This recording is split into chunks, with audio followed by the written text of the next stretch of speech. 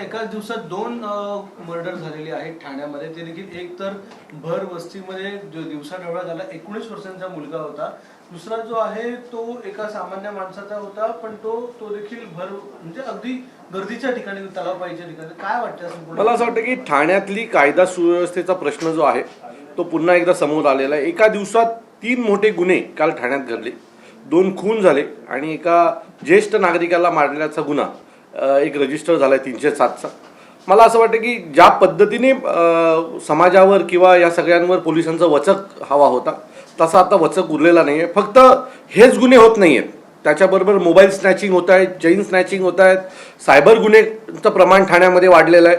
या सगळ्या गोष्टी पाहता मला असं वाटतं की ठाण्यामध्ये, जसं मी काल दुपारी म्हटलं होतं की नक्की ठाण्याचा बिहार होतोय का काय ना, फोनवर गुन्हे दाखल काय करायचे हे जर सूचना उपमुख्यमंत्री देत असतील तर तशा सूचना मला असं वाटतं की उपमुख्यमंत्र्यांनी पोलीस आयुक्तांना दिला पाहिजे की मूळचा खाली जे आहे तिथे देखील जे गुन्हेगार आहेत त्यांच्यावर देखील आळा बसला पाहिजे. कायद्याची आणि पोलिसांची भीती ही गुन्हेगारांना झाली पाहिजे.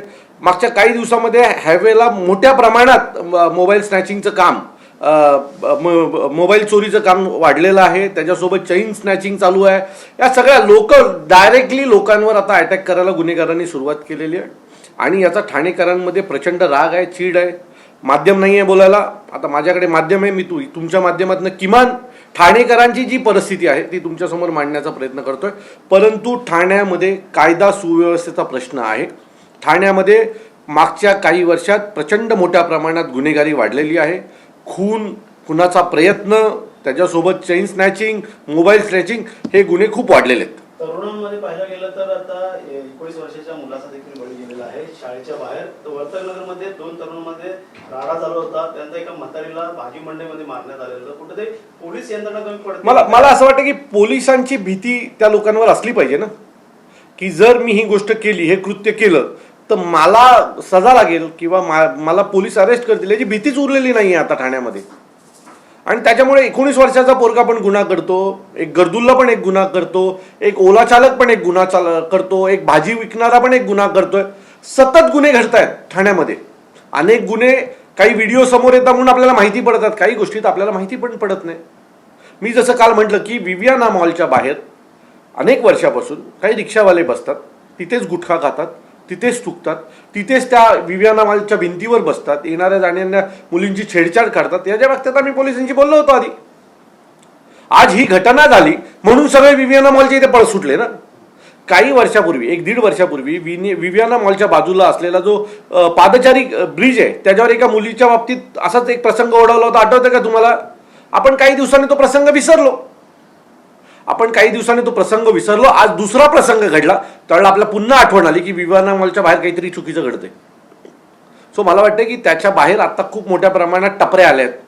तिथे सिगरेट विकायला, तंबाखू विकायला, गुटखा विकायला आता दुकान आली. आता गुटखा बंदी आहे तरी सुद्धा तिथे गुटखा मिळतो. पोलीस काय करतायत? पोलीस त्यांना प्रश्न का नाही या सगळ्या दुकानवाल्यांना अरेस्ट करत आहे? गुटखा बंदी आहे ना, मग तुमच्या दुकानात गुटखा कसा मिळू शकतो? या सगळ्या गोष्टींवर पोलिसांनी लक्ष दिलं पाहिजे. महाराष्ट्र शासनाच्या गृहमंत्र्यांना माझी विनंती आहे की ठाण्यातल्या कायदा सुव्यवस्थेकडे तुम्ही पहा. ठाणेकरांनी मागच्या निवडणुकीत तुम्हाला भरभरून प्रेम दिलेलं आहे. आता त्या ठाणेकरांना मोबदला द्यायची वेळ आली ना, तर या मोबाईल स्नॅचिंग, खुनाचे प्रयत्न, खून, रस्त्यावर उभ्या राहणाऱ्या पानाच्या टपऱ्या याच्यापासून तुम्ही मुक्तता दिली पाहिजे. कारण जिथे एक पानाची टपरी आली तिथे गुन्हा आला, तिथे 25 गुन्हेगार जमतात. सो या सगळ्यांवर लक्ष द्यायची वेळ आलेली आहे. नाहीतर भविष्यात मी जसं काल म्हटलं ठाण्याचा बिहार व्हायला वेळ लागणार नाही.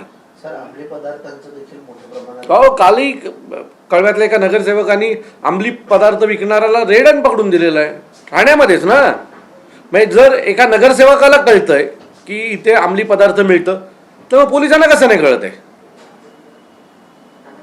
पोलिसांना पण कळलं पाहिजे ना की काही भागांमध्ये अंमली पदार्थ विकले जातात. मी सांगतो ना, जोपर्यंत या टपऱ्यांवर कारवाई होणार नाही ना तोपर्यंत क्राईम कमी होणार नाही. या टपऱ्यांवर सगळं मिळतं. गुन्हेगारीची सगळे सामान किंवा व्यसनाचे सगळे सामान या टपऱ्यांवर मिळतात. ह्या टपऱ्या कोणाच्या आहेत एकदा पहा. या टपऱ्यांना वरदहस्त कोणाचा आहे एकदा पहा.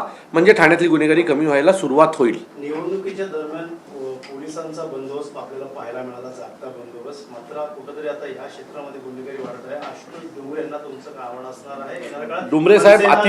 डुमरे साहेब अतिशय चांगला व्यक्ती आहे. माझी विनंती आहे की साहेब खाली जे काही चाललंय म्हणजे जसं मोबाईल स्नॅचिंगचा विषय वाढतोय, चेन स्नॅचिंगचा विषय वाढतोय, त्याच्यासोबत ह्या टपऱ्यांवर मिळणारे अंमली पदार्थ वाढतात, याच्याकडे तुम्ही जर लक्ष दिलं तर ह्या तिन्ही गोष्टी या स्ट्रेट लोकांना भेडसावणार आहेत, गरीब जनतेला भेडसावणार. एखाद्या बाईच्या गळ्यातली चेन स्नॅचिंग गेली, 2 तोळ्याची चेन असेल तर 3 लाख रुपये तिच्या आयुष्याचे गेले. एखादा मुलगा दर दिवशी मेहनत करतो, हप्त्यावर मोबाईल घेतो आणि कोणीतरी मोबाईल येतो आणि मोबाईल खेचून घेऊन जातो. अंमली पदार्थाच्या टपरीवर आज 17-18 वर्षाची मुलं हे विविध गोळ्या घ्यायला उभे असतात. गुटखा बंदी असताना गुटखा मिळते त्या टपऱ्यांवर, आपण कारवाई करत नाही.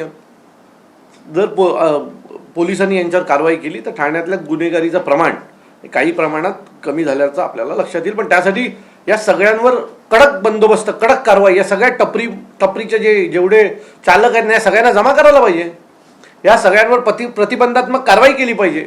एक गुन्हा झाला, दुसरा गुन्हा केला की यांच्यावर मोका अंतर्गत कारवाई केली पाहिजे, कारण हे पुढच्या पिढीला बरबाद करतायत. त्यामुळे कारवाई होणं खूप गरजेचं आहे आणि ती जर कारवाई नाही झाली तर अजून ठाण्यामधले गुन्हेगारीचं प्रमाण हे मोठ्या प्रमाणात वाढेल, हे निश्चित.